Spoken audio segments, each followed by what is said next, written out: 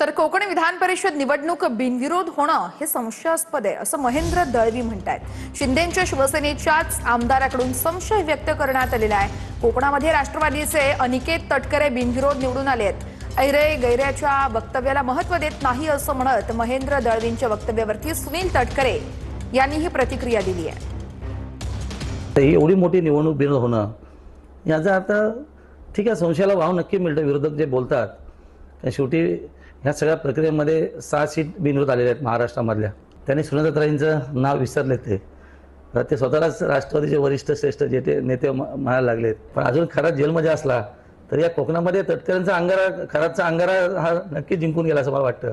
फार काय या वक्तव्याला मी किंमत देऊ इच्छित नाही। प्रत्येक जण आपापल्या वैचारिक पातळीनुसार बोलत असतो। प्रत्येकाची वैचारिक पातळी पाहत असतो लोक। माझा राजकीय प्रवास कोण ऐरे गैरे बोलते त्याच्यावरती राहिला नाही। त्याच्यामुळे कोण काय बोलतंय त्याच्यावरती माझं महत्त्व नाही।